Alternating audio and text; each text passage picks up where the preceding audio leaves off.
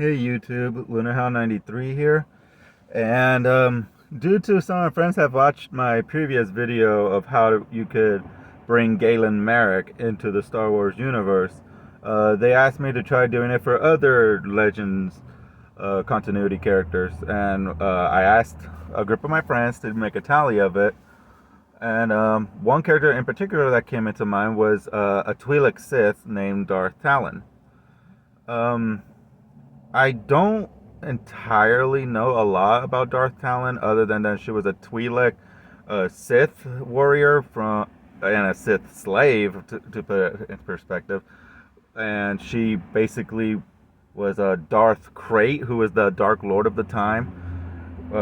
She was his slave, and mostly, yeah, she was the assassin, like a very powerful Sith assassin for Krayt, and she had a thing with the. Keep in mind that her story is like thousands or so years after Return of the Jedi, and Luke Skywalker's ancestral, well, not ancestral, but basically his legacy goes to this character named Cade Skywalker. I think that's his name. And Talon has a kind of rivalry, love, hate relationship with him. And that's kind of the extent of what I know of her, other than that she was a very professional assassin for Krayt. She was love, rival, hatred, interest to Cade Skywalker. And and when Krayt died, she went into hiding with the rest of the Sith acolytes. That is the extent of what I know of Darth Talon. She's definitely one of my liked female Sith, since there's not many in the Star Wars canon. I mean, they're trying to now, like with Asajj Ventress and so, but you know, we're still quite a few. We still have very few actual female female Sith. So yeah, my friend asked, my group of friends wanted me to do another video and see what we could put, and they voted Darth Talon, the Twi'lek Sith slave warrior. And so, my opinion on her, I don't see her being part of the Empire, nor do I see her being before the Empire, if that makes any sense. But I do see here that she could probably be pre-Empire or post-Empire, like how she is originally post-Empire. Way post-Empire. But knowing where Disney right now, especially in television shows, where it's either in the Empire or after, like just kind of directly after, like The Mandalorian and the Book of Boba Fett, or like in the upcoming Obi-Wan Kenobi film that I saw the trailer of, must watch, looks great. Or like in Star Wars Rebels or Clone Wars, it's like close to pre, during, or slightly after post Empire. I would say, for what I could think of, Darth Talon would do very well post Empire. And this is where my general sense could be. So, how would I put Darth Talon in the story? Well, as far as I know, Darth Talon didn't really have any good morals. She was a slave, a servant, a very dedicated warrior to the Empire. Krayt's Empire, Sith Empire, not Empire. And she was very loyal, very dedicated, to the point she even killed her beloved master to prove her loyalty to Krayt. So I see kind of a Mara Jade in this, but at this point I don't see her taking the role of Mara Jade, and I don't see I mean, Talon could work as an Inquisitor like Galen Marek, but I feel like that's already like, that would be overdone, and that's too easy if you think about it. I mean, it is too easy. You could put her in it and it could work, probably,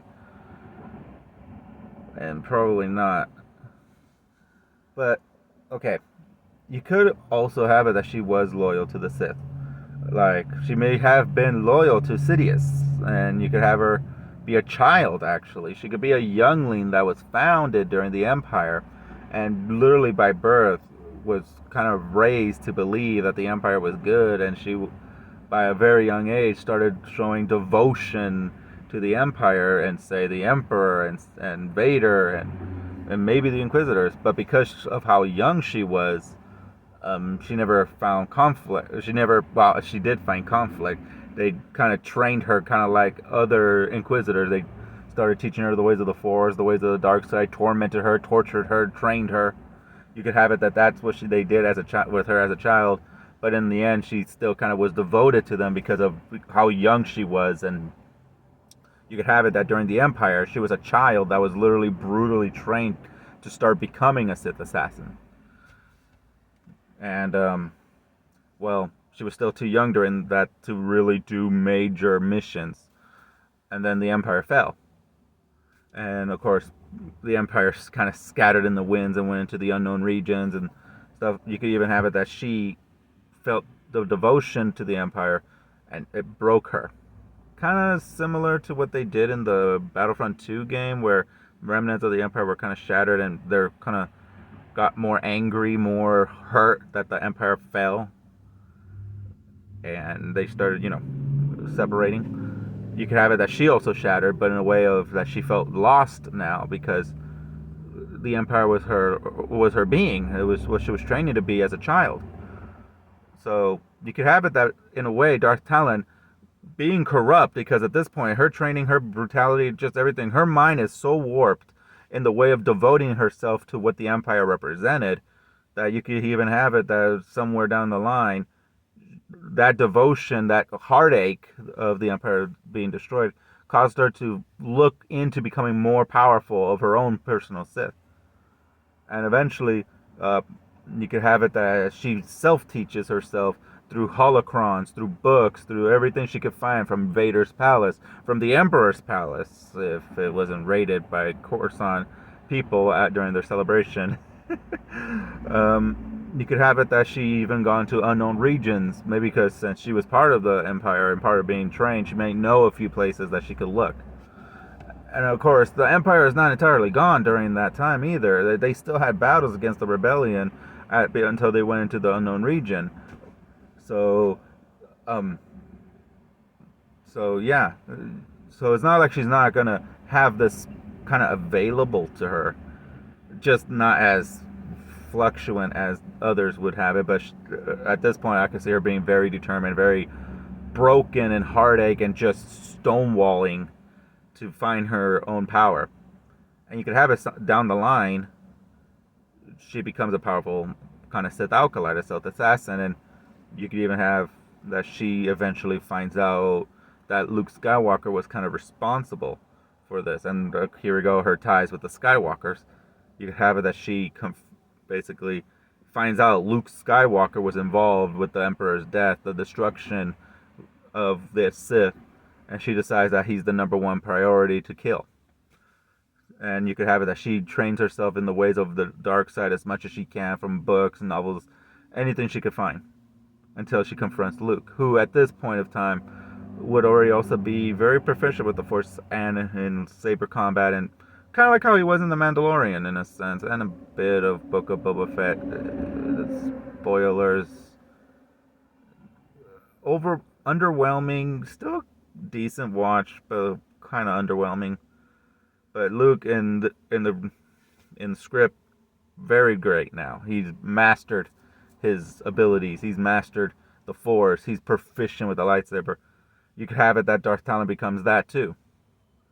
And eventually you could even have it that she looks for him and eventually finds him. But before that, you could even have it, at this point, I'm pretty sure, as much as most people don't like it, I am not going to really voice that opinion so much because it's back and forth. But the sequel, the Disney sequel trilogy, I know a lot of people don't like it, but it looks like they're still keeping it in canon, and we are going to have to kind of swallow that. Whether you like it or not, you're going to have to swallow that is still by all means canon. So you could even have it that she meets the Knights of Ren before Kylo Ren, and you could have it that she joins them temporarily, so because Luke, well, down the line, will Luke find them? But even then, the Knights of Ren were, if you read the comics of Vader, the Knights of Ren are still pretty much there. They're just not as productive as you would think they would be. And to be fair, spoilers again. To be fair, they weren't really they weren't really productive in the sequel trilogy either. But you could even have it that, at least in the comics, they kind of did a few things with Luke, not major. But you could even have it there that that's how she gets her ties to find Luke. And eventually you could have her that she goes into a showdown with him. And I don't see Luke changing her to the good side, because that is not Talon's character. She's dedicated to death, Sith Lord. So ultimately you could even have it that either she gets defeated by Luke and escapes, or Luke is forced to kill her. But either way, she would lose her conflict with Luke. And eventually, if Luke is starting his own academy, maybe even she confronts and meets Snoke. But then that's a whole can of worms, because then you would think of Kylo Ren and her. And the devotion she has with the Empire, she may follow Snoke after the war. But in any case, you could put a Darth Talon in. You could have it that she was trained as a child during the Empire's reign. She was found as a youngling and basically brutally trained in the arts of combat in the Sith, kind of like Galen Merrick. However, she was still way too young to do missions, and eventually the Empire fell when she was already starting her adolescence, her teenage years. And because this was the life she knew, it kind of broke her in a way, but it made her stonewalled and cold-hearted around people, that she eventually finds out who basically could be in charge, the responsible one who destroyed the Sith, and she would personally train herself to confront him, to confront Luke Skywalker, thus comparing her to her original counterpart and her loyalty to an empire. So, and eventually either being defeated and go into exile on her own, or you could have her that she got killed by Luke. Though I feel like the concept might actually be better that she went into hiding, which gives them more of an idea for maybe a potential villain in other versions of the canon. Whereas, of course, the sequel trilogy having Snoke and Kylo Ren, and then, of course, the reincarnation of Emperor Palpatine coming in, you could have the conflict be there. On that note, you could have it that she goes to the unknown region after her defeat of Luke.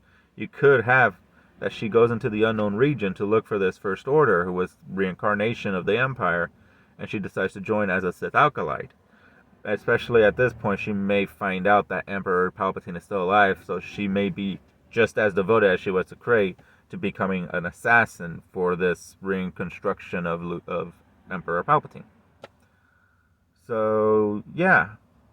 And you could even have it that she basically fights other Sith acolytes that kind of devote themselves to this new order, this First Order. Until, well, Ben Solo becomes Kylo Ren and joins Snoke. But at this point, I don't think Talon will be initiating with Snoke, because she'll be more devoted to the one who created Snoke, Emperor Palpatine. She'll be more devoted to his cause in the unknown region, where she'll probably become stronger, and maybe eventually she may become the next threat after Palpatine when Rey, spoilers, Rey kills Palpatine. So, and maybe then she confronts Rey in different movies, in a different story arc afterwards, when Rey becomes like fully pledged Jedi Knight. You could have it that, and she's now taken the name Rey Skywalker. You could even have it that Darth Talon will eventually become the foe of Rey.